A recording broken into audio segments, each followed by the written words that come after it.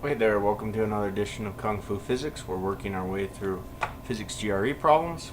I have another mechanics problem tonight. It's actually one of a pair. Some of the physics GRE problems come in pairs of problems where they share a diagram or a description, like in this case.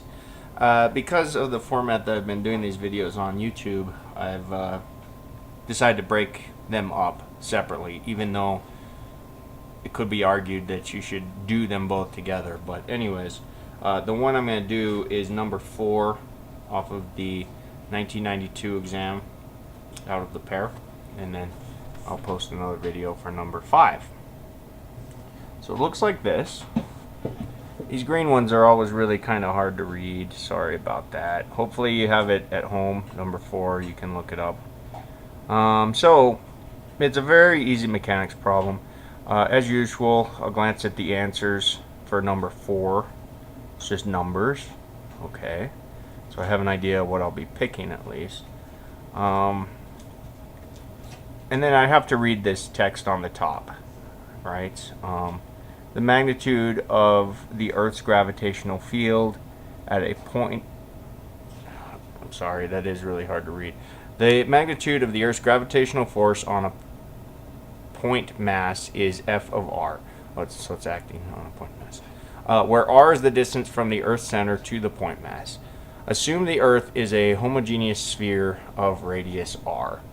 And then the first question, number 4, asks what is that force acting at radius R divided by that force acting at radius of 2R.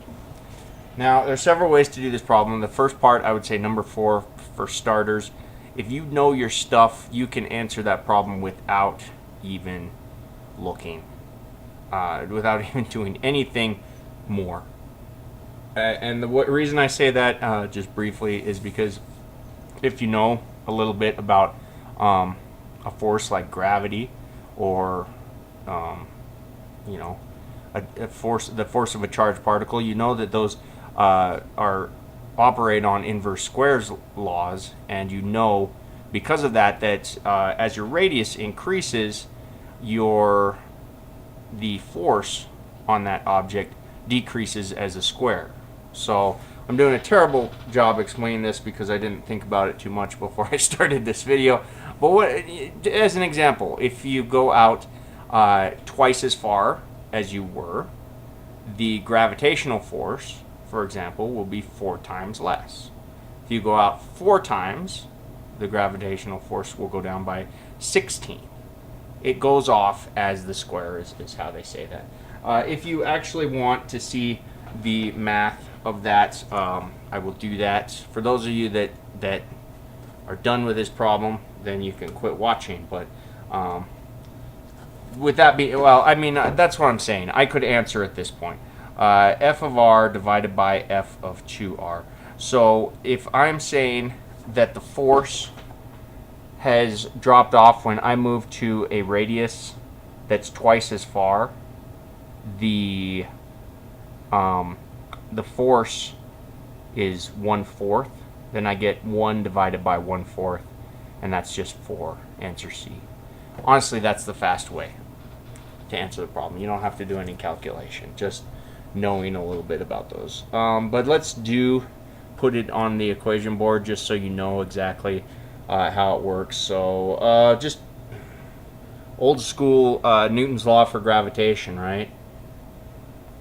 There's a couple more places you'll be using this on the physics GRE. Definitely want to be sure you're familiar with this one.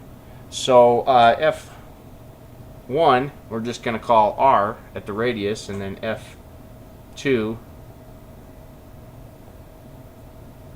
and then we're going to put that radius at 2R. So the second force. And then in the problem, if I've set that up right, it's just asking us for the ratio of those two things. Right? So you can see all of this stuff is going to cancel, cancel, cancel. And then on the top, you get 1 on the top. And then on the bottom, you get 1. The r squared will cancel, leaving the 2 squared, which gives you a 4. So you get 1 divided by 1/4, which is 4. This has to be one of the easiest problems I've done in a long time. So, physics GRE problems anyways. So that's that. I'm talking way too much about it. Hopefully you found that problem very easy. And as always, thanks for watching.